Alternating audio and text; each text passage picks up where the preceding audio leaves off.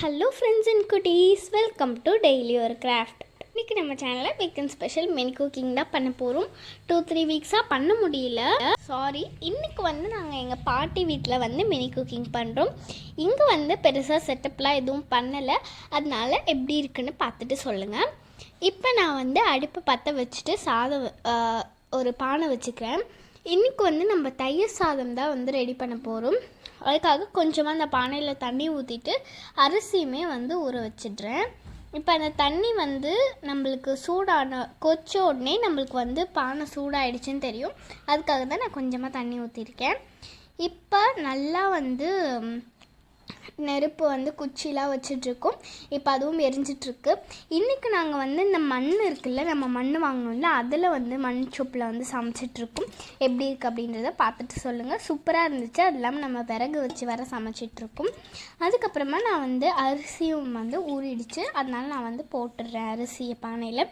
இப்போ இதை மூடி வடித்து அரிசி நல்லா வேகிற வரைக்கும் நல்லா நெருப்பு விறகுலாம் வச்சு நம்ம இது பண்ணலாம். இப்போ கொஞ்சம் நேரம் ஆகட்டும். இப்போ கொஞ்சம் நேரம் ஆனதுக்கப்புறம் திறந்து பார்த்தா இதில் தண்ணி கம்மியாக இருந்துச்சு, அரிசியும் பாதி வேகணும். அதனால இன்னும் கொஞ்சம் தண்ணி ஊற்றி மூடி வச்சுக்கிறேன்.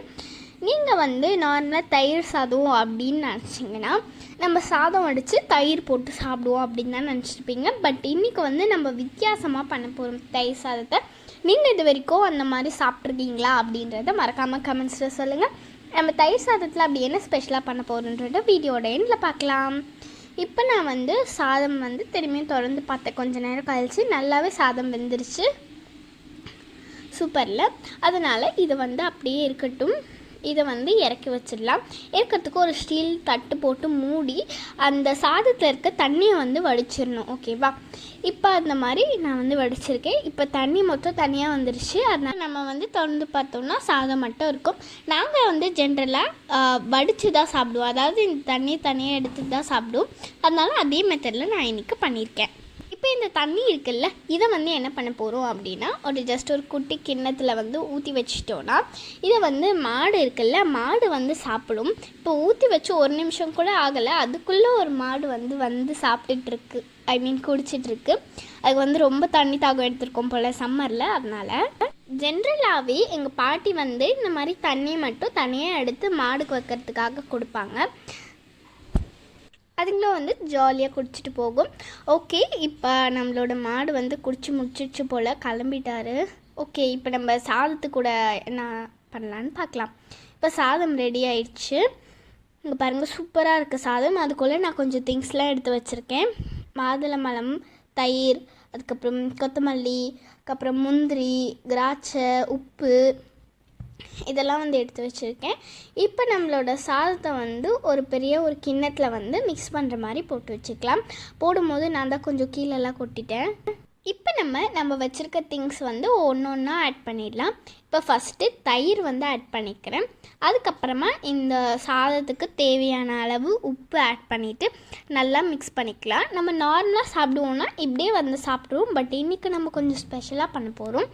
ஓகே, இப்போ நல்லா மிக்ஸ் பண்ணியாச்சு. மிக்ஸ் பண்ணதுக்கப்புறமா இதில் முந்திரியும் திராட்சையும் ஆட் பண்ணிக்கிறேன். ஆட் பண்ணதுக்கப்புறமா மாதுளம்பழம் இருக்குல்ல, அதையுமே ஆட் பண்ணிக்கிறேன். இந்த மாதுளம்பழம் ஆட் பண்ணும்போது ரொம்ப டேஸ்ட்டாக இருக்கும். அதுக்கப்புறமா கொத்தமல்லி.